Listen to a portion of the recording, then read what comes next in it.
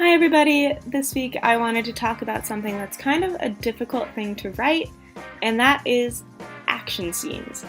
If you are anything like me, you have asked the question of how on earth do you write an action scene, and how do you control the pacing, and what do you do about description, and I plan on covering all of that in this video with the help of some trusty slides. So, without further ado, here we go. Alright, so how do you control the pace? You've probably heard that shorter sentences speed things up and longer sentences slow things down.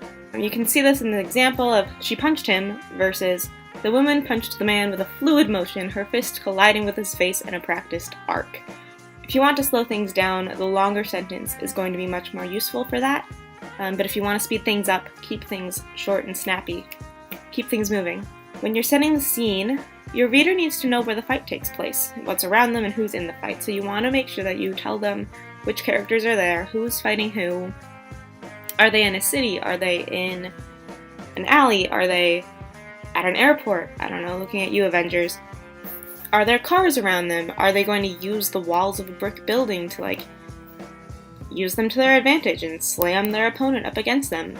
These are all things that are in the range of opportunity, as long as the reader knows where they are and knows what's around them. So you can include the details in the movements of the fight, which you'll do with longer sentences, and that'll give the reader an anchoring point. For example, "she pushed off the nearest car with her back leg, using the momentum to bring more force down onto his face with her punch." It tells you where she is, tells you what she's using around her, and it tells you why she's doing it, which are all helpful things when you're writing an action sequence. Again, you want to let them know where the fight is in the first sentence of the sequence. So you can start the fight by having the man walk around the corner of an alley with a gun, dwarfed by the skyscrapers on either side of him. That tells you exactly what kind of setting they're in. You know it's urban, you know what to expect, you know that there's probably traffic. And the rest of the setting of the story will help you know what to expect as far as, are there people around? Will police step in? How do you deal with that? Next, in the fight sequence itself, use multiple body parts. So when martial artists fight, they use their fists, their elbows, their forearms, their heels, their knees, their shins, the ball of their foot, you name it. They have a move for pretty much each of these specific things, and oftentimes they can combine 2 or 3 into a single sequence called a combination.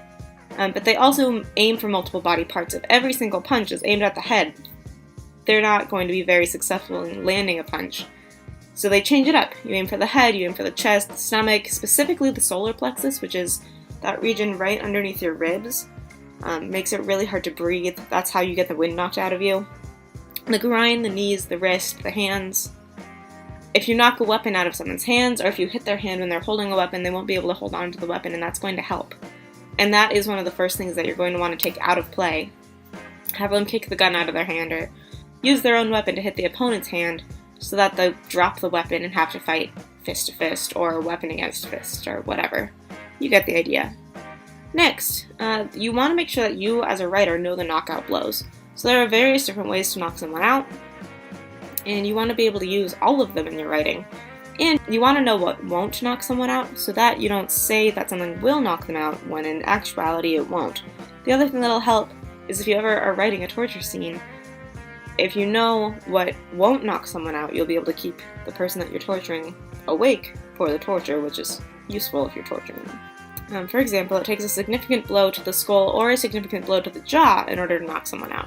Hitting their cheek will just hurt them unless you hit them hard enough to, use the power of the significant blow to the skull, which would be very difficult with just a human hand. Lastly, it may help to watch some fights or watch tutorials on YouTube. That's what I did before I started taking a martial arts class. I started studying street fighting, and specifically street boxing, because they have a different technique that works really well on the streets, which most of my characters' fighting techniques would be used in that sort of street situation. But there are lots of good videos out there that'll help you learn how to fight yourself, help you learn how to punch, what blocks to use, kind of the sequences, what different kicks look like, so you can describe them. I'll link my favorite one called Fight Tips. It's up there, and I'll probably put it on the end screen as well. I hope this has been helpful for you. If so, go ahead and leave a comment. If you have any questions leave a comment, and I will get back to you. And please give me a like and a subscribe so that you don't miss any other of my useful videos. Until next time, I'll see you then. Also, make sure that you go check out this channel because before I started learning a martial art, this channel was how I got all of my knowledge on fighting. So, good luck! Until next time, I'll see you then. Bye!